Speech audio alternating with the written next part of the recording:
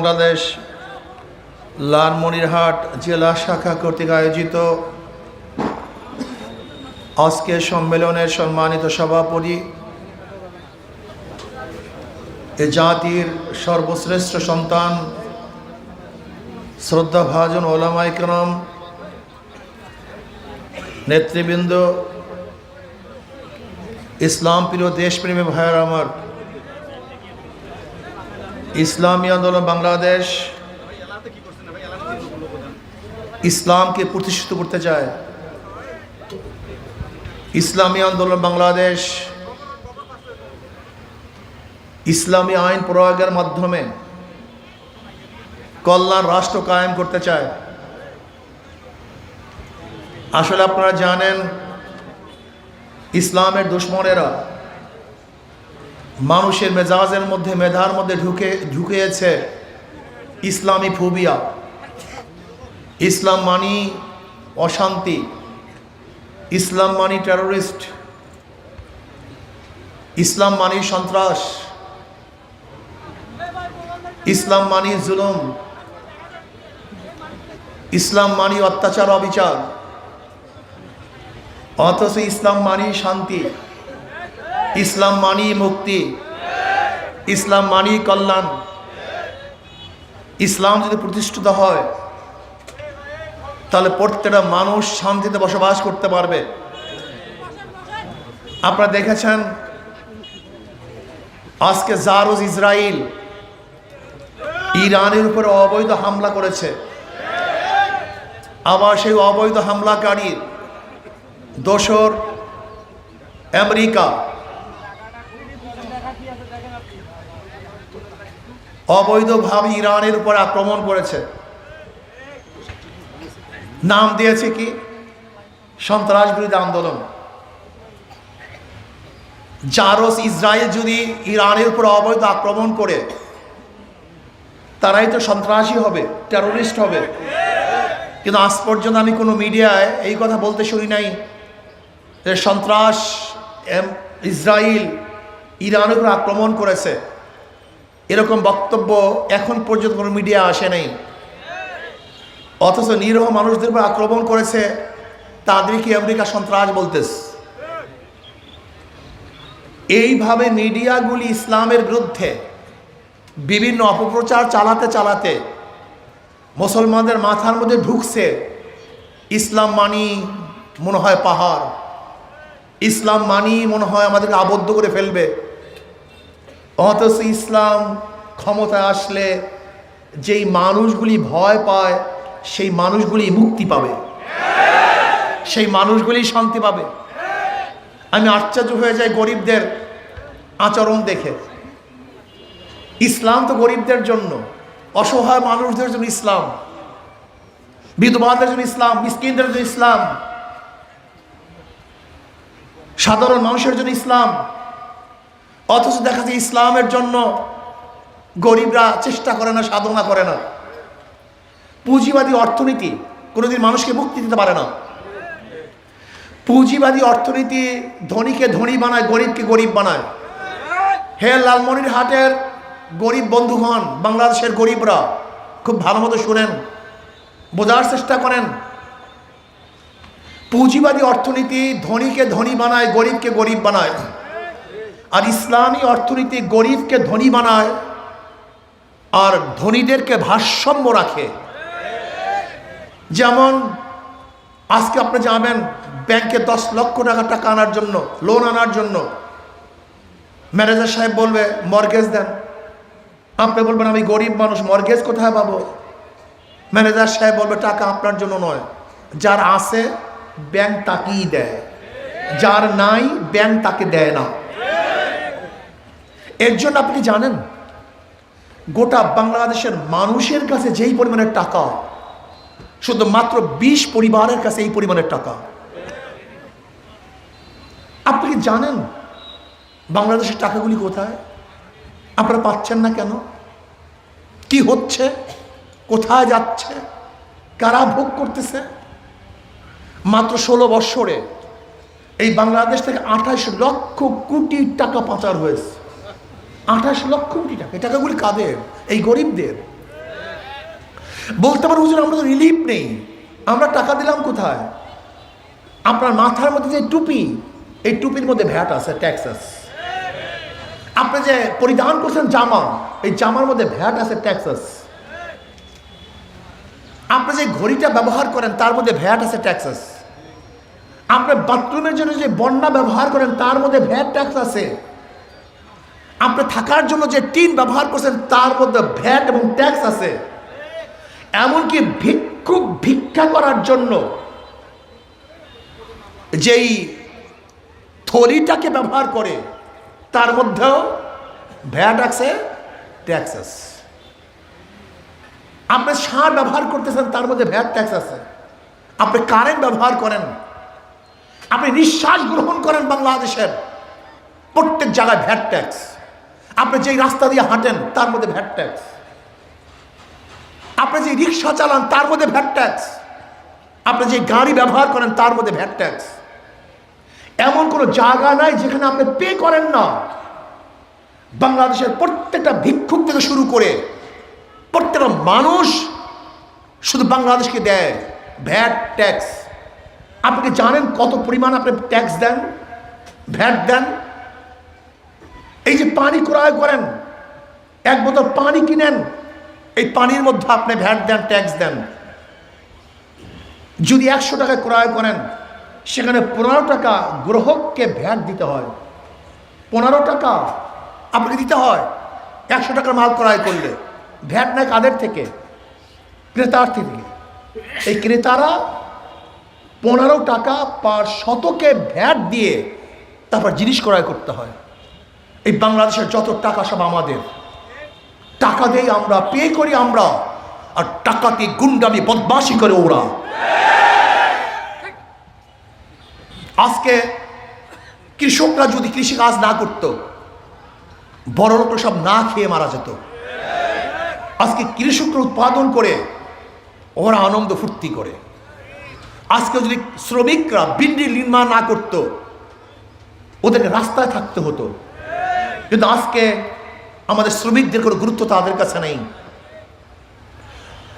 আজকে বাংলাদেশের রেমিটেন্সের ব্যাপারে সবচেয়ে ভূমিকা পালন করছে আমার গরিব, আমার শ্রমিক, আমার মজদুর, আমার ঋষি, আমার কামার, আমার চামার।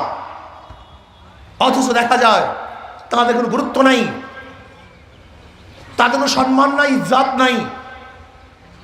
হাজার শ্রমিকরা কাজ করার পরেও বেতন পায় না।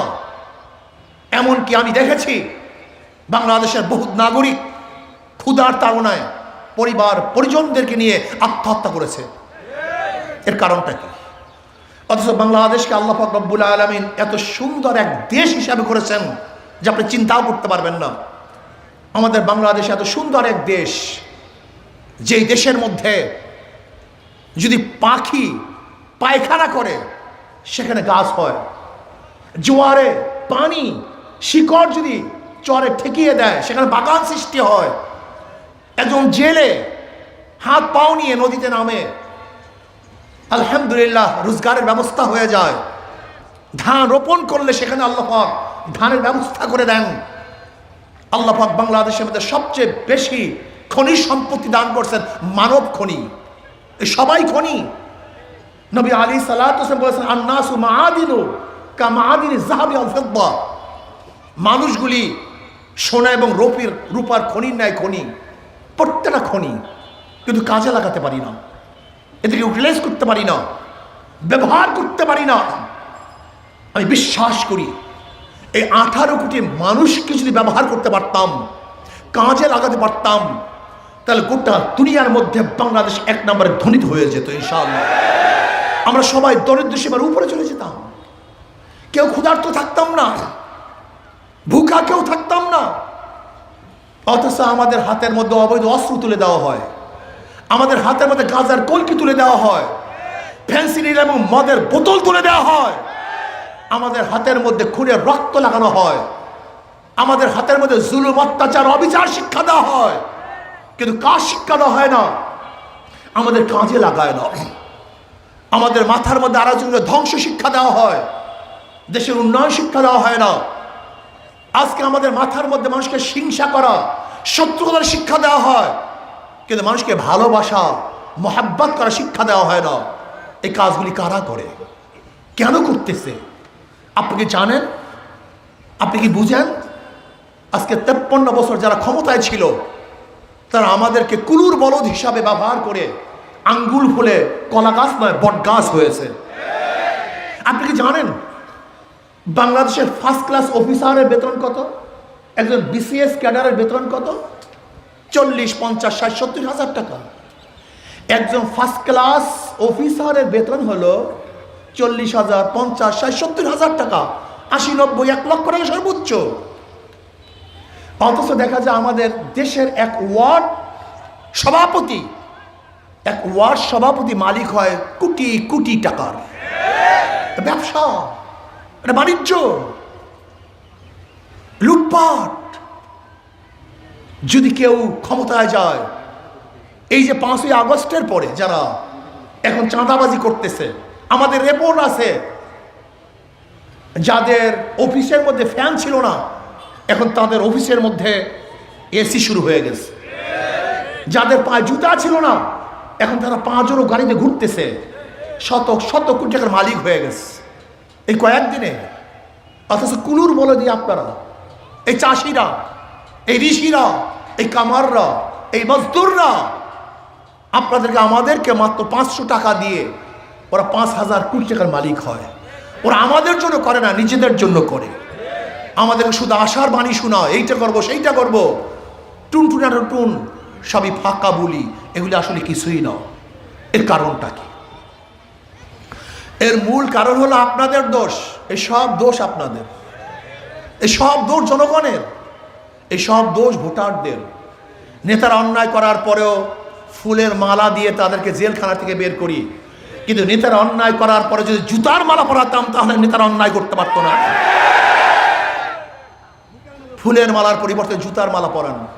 নেতা যদি অন্যায় করে, চুরি করলে ওদেরকে ভাগিয়ে দেন, কাছে ডাকবেন না, তাহলে দেখবেন নেতারা আর চুরি করবে না। এর কারণটা কি? দুর্নীতিবাজের মাধ্যমে দুর্নীতি বন্ধ হতে পারে না, চোরের মাধ্যমে চুরি বন্ধ হবে না, ধর্ষকদের মাধ্যমে ধর্ষণ বন্ধ হয় না, মাদার গাছ লাগিয়ে আমের আশা করা যায় না, তেঁতুল গাছে কোনোদিন মিষ্টি ফল হয় না। দুর্নীতিবাজ 2 নাম্বার লিডারের মাধ্যমে দেশ কোনোদিন 1 নাম্বার হতে পারে না। বারবার পরীক্ষা করেছেন। আচ্ছা বলেন তো, আওয়ামী লীগের মধ্যে কি একজন লোক ভালো ছিল না? কিন্তু ভালো থাকতে পারেনি। আওয়ামী লীগ করার কারণে সেটাও খারাপ হয়ে গেছে। আপনাদের ধারণা কি বিএনপির মধ্যে কি একজনও ভালো নাই? কিন্তু ভালো থাকতে পারবে না। চাঁদাবাজি করার কারণে সব চাঁদাবাজ হয়ে গেছে। আজকে চাঁদাবাজি কারা করে? আশ্চর্য হয়ে যায়, আমরা গরুর চেয়েও খারাপ হয়ে গেছি। একটা গরুকে পিটান দিলে তার একটা গরু দৌড় দেয়, কিন্তু আমাদের অবস্থা হলে আমরা এত খারাপ হয়ে গেছি, এক গরুকে পিটান দিল আর এক গরু দৌড় দেয় না। কয়েকদিন আগে আওয়ামী লীগ কেন দেশ থেকে পালাতে বাধ্য হয়েছিল? কেন, কি কারণে? সেই কারণগুলি আজও অন্য দলের মধ্যে আমরা দেখতেছি। এমনকি আওয়ামী লীগ যেই কাজ করে নাই সেই কাজও করতেছে। এই যে লালমনিরহাটের বিভিন্ন জায়গায় হালকা জিকির বন্ধ করা হয়েছে, আওয়ামী লীগ হালকা জিকির বন্ধ করে নাই, কিন্তু বর্তমান এই জালেমরা হালকা জিকির বন্ধ করেছে। আমি বললাম শোনেন, ফেরাউন টিকতে পারে নাই, নমরুদ থাকতে পারে নাই, সাদ্দাদের রাজত্বে স্থায়িত্ব হয় নাই, আবু জেহেল বাঁচতে পারে নাই। আপনারা যদি ইসলামের উপর আঙ্গুল তুলেন, কোরআন হাদিস নিয়ে খেলা করেন, ওলামাদেরকে নির্যাতন করে অপমান করেন, তাহলে বাংলার জমিন থেকে মানুষ ফেরাউনের মতো দাঁড়িয়ে দেবে ইনশাআল্লাহ।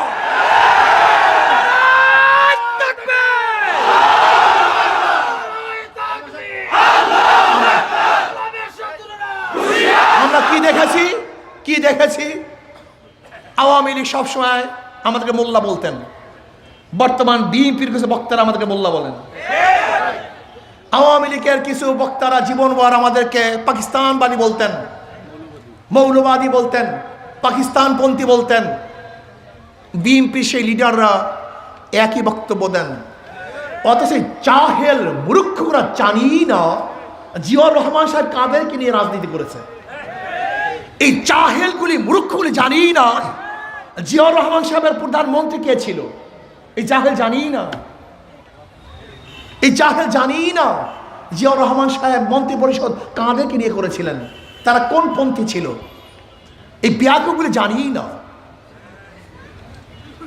আশ্চর্য বিষয়, আশ্চর্য বিষয়। প্রিয় ভাইয়ের আমার, যাই হোক, আওয়ামী লীগ বিএনপি হলো একই গাছের দুই ডাল, একই গাছের দুই ফল। এদের বক্তব্যের মধ্যে এবং কাজের মধ্যে কোনো পার্থক্য নেই। আওয়ামী লীগের যে বক্তব্য বিএনপির একই বক্তব্য, আওয়ামী লীগের যে কাজ বিএনপির একই কাজ। শুধু হাতের পরিবর্তন হয়েছে, চাঁদার পরিবর্তন হয় নাই। শুধু হাতের পরিবর্তন হয়েছে, জুলুম খুনের পরিবর্তন হয় নাই। যদি চেহারার পরিবর্তন হয়েছে, জুলুম এবং অত্যাচার অবিচারের পরিবর্তন হয় নাই। বরং আমরা কি দেখেছি, কি দেখতেছি, মেয়র ঘোষণার আগেই নিজে মেয়রকে ঘোষণা করছে, শপথ পড়াবার আগে চেয়ারে বসছে। এই ঘটনা কোথাও আছে কিনা আমার জানা নেই, সাংবাদিকরা জানেন কিনা আমি জানি না, গোটা দুনিয়ার মধ্যে আছে কিনা। শপথ পড়ার আগে কোন ব্যক্তি চেয়ারে গিয়ে নিজেকে মেয়র দাবি করছে, এমপি দাবি করছে, মিনিস্টার দাবি করছে, চেয়ারম্যান দাবি করছে, আমি জানি না। বিএনপি কি করেছে, স্পষ্ট তার ওকিলরা বিচারককে বলেছেন যে ইশাকের পক্ষে রায় দিবেন অথবা ওই চেয়ারে আগামীকাল বসতে পারবেন না। যদি সিনহাকে আওয়ামী লীগ তাড়াবার কারণে দোষী হয়, তাহলে এখন যারা বিচারকদেরকে ধমকি দেয় তারা দোষী হবে না কেন? হ্যাঁ, চাঁদাবাজি করার কারণে যদি আওয়ামী লীগ দোষী হয়, এখন যারা চাঁদাবাজি করে তারা দোষী হবে না কেন?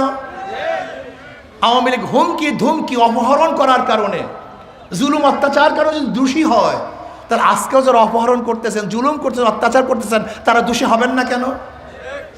আপনি দেখেছেন প্রতিদিন বিএনপি মারামারি করে খুন হচ্ছে।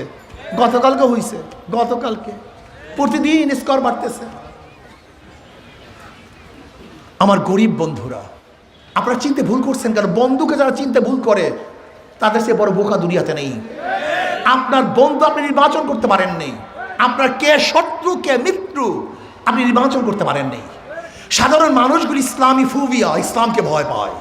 ইসলাম আসলে আমার মাথায় টুপি দিতে হবে, আমাকে দাড়ি রাখতে হবে, মেয়েরা মনে করে আমাদেরকে বস্তাবন্দি করা হবে, ঘুষ করে মনে করে ঘুষ ছেড়ে দিতে হবে, গাঁজা খরকা মনে করে যে আমার গাঁজার অবস্থাটা কি হবে। প্রশ্ন করছে গাঁজা করে আমাকে, এক গাঁজা করে আমাকে প্রশ্নই করছে আমার গাঁজার অবস্থাটা কি। সে বাসায় নেশাগ্রস্ত। আমি বললাম ভাই তুমি কি মসজিদে গিয়ে গাঁজা সেবন করতে পারবা? বল না। আমি বলি কেন? বলে পরিবেশ নেই। আমি বললাম চিন্তার কোনো কারণ নাই, ইসলামী হুকুমাত যদি হয় তাহলে গোটা বাংলাদেশটা মসজিদের পরিবেশ হয়ে যাবে, যেখানে তোমার থেকে তুমি গাঁজা সেবন করবা না। বিশ্বাস হয় না? আচ্ছা বলেন তো, এখানে যারা আছেন ধূমপান করেন এরকম অনেক লোক আছেন না এখানে, নাকি একজনও নেই? অবশ্যই অনেকে আছেন, কিন্তু ধূমপান করছেন না কেন? কথা বলেন না কেন? একবার কি আপনার মনে আসছে ধূমপান করার? অথচ আপনি ধূমপান করেন, কিন্তু একবারে ধূমপান করছেন না কেন? পরিবেশ নাই। যদি আপনি এরকম পরিবেশ পান তাহলে আপনি নিজে ধূমপান করবেন না। সমস্যা কোথায়? আজকে ঘুষ খায় কেন? কারণটা কি? পাশের চেয়ারে ঘুষ খায়, তোমারও মনে আসছে ঘুষ খাওয়ার, কিন্তু পাশের চেয়ার যদি ঘুষ না খায় তুমি নিজেও ঘুষ খাবা না। সমস্যা কি? সমস্যা নাই। ইসলাম জোর করে লা ইকরাহা ফিদ্দিন, ইসলাম জোর করে কিছুই করবে না, বরং তোমাকে মন সৃষ্টি করবে যেই মনের মাধ্যমে তুমি নিজে ভালো হয়ে যাবে। ইসলাম কেন বুঝো না? ইসলামী অর্থনীতি তোমাদের জন্য, জাকাত তোমাদের জন্য, ফাতরা তোমাদের জন্য, দান তোমাদের জন্য, ওসর তোমাদের জন্য, মানত তোমাদের জন্য, গোটা ইসলামী অর্থনীতি গরিবদের জন্য। আমি আল্লাহর কসম করে বলতে পারি, আমি আল্লাহর কসম করে বলতে পারি, ইসলামী অর্থনীতি চালু হলে আগামী 5-10 বছরের মধ্যে সমস্ত গরিবরা দরিদ্র সীমার উপরে চলে যাবে। সমস্ত গরিবরা দরিদ্র সীমার উপরে চলে যাবে। অথচ ইসলামকে তারা পছন্দ করে না। নবী আলাইহিস সালাতু ওয়াস সালাম কি বলেছেন? আল্লাহ তুমি দুনিয়াতে আমাকে রাখো গরিবদের সাথে, কবর দিও গরিবদের সাথে, হাসর করিও গরিবদের সাথে। ইসলাম আসছে গরিবদের জন্য, কিন্তু কপাল পোড়া গরিব ইসলামকে পছন্দ করে না। কিন্তু হাত পা কেমন একটা মার্কা, যারা নির্বাচন করে তারাও চালাতে পারে, যারা সাপোর্ট করে তারাও চালাতে পারে, পুরুষরাও চালাতে পারে, মহিলারাও চালাতে পারে, ধনীরাও চালাতে পারে, গরিবরাও চালাতে পারে, শিশুরাও চালাতে পারে, মুরব্বীরাও চালাতে পারে, মুসলমানরাও হাত পাকে ব্যবহার করে, হিন্দুরাও হাত পাকে ব্যবহার করে। কি বুঝলেন? সবার প্রতীক, সবার প্রতীক, সবার প্রতীক হাত পাখা। নৌকা কেউ বুকে নিয়ে ঘুমায় না, ধানের শীষ কেউ বুকে নিয়ে ঘুমায় না, নাঙ্গল কেউ বুকে নিয়ে, কিন্তু হাত পাকা দেখেন তো, হাত পাকাটা এইটা বুকের মধ্যে নিয়ে ঘুমায়, কলিজার মধ্যে রাখিয়া ঘুমায়। কি কথা ঠিক না? হাত পাখা মানেই হলো সবার প্রতীক। ইসলামী আন্দোলন বাংলাদেশের শুরুতে ইসলাম, শুরুতে কি তাদের হাত পাখার মধ্যেও শান্তি, ইসলামের মধ্যেও শান্তি। আমি বিশ্বাস করি যদি হাত পাখা বিজয় হয়, যদি হাত পাখা বিজয় হয়, তাহলে বাংলাদেশের মানুষ বিজয় হবে। হাত পাখা বিজয় হলে দেশ বিজয় হবে। হাত পাখা বিজয় হলে গোটা মানুষের শান্তি ইনশাআল্লাহ দাঁড়ে দাঁড়ে ঘরে ঘরে পুষবে ইনশাআল্লাহ। কি রাজি আছেন ইনশাআল্লাহ?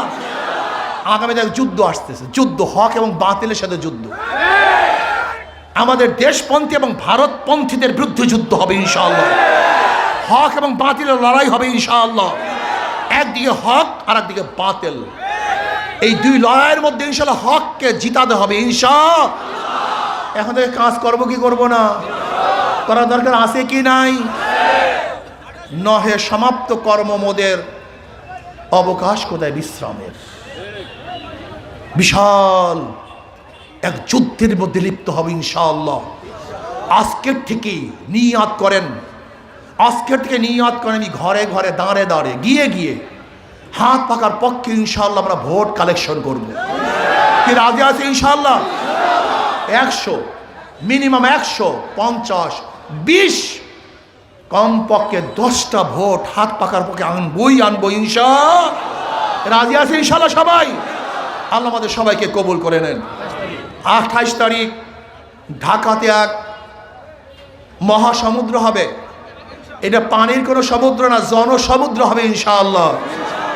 ইসলামের পক্ষে, দেশের পক্ষে, মানবতার পক্ষে ইনশাআল্লাহ আমরা সবাই সেই যুদ্ধে, সেই সমাবেশে 28 তারিখ সমাবেশে উপস্থিত থাকব। আল্লাহ আমাদের সবাইকে কবুল করে নেন। লালমনিরহাট আমরা 3টা আসনের এখন প্রার্থী ঘোষণা করব। লালমনিরহাট 1 মুফতি ফজলুল করিম শাহরিয়ার, মাশাআল্লাহ, আল্লাহ কবুল করে নেন। লালমনিরহাট 2 মুফতি মাহফুজুর রহমান, আলহামদুলিল্লাহ, আল্লাহ কবুল করে নেন। লালমনিরহাট আলহাদ মুকসিদুল ইসলাম, জেলা সেক্রেটারি মুকসিদুল ইসলাম, মানে আলহামদুলিল্লাহ, আল্লাহ সবাইকে কবুল করে নেন। মুনাজাতের পরে ইনশাআল্লাহ মাহফিল হবে।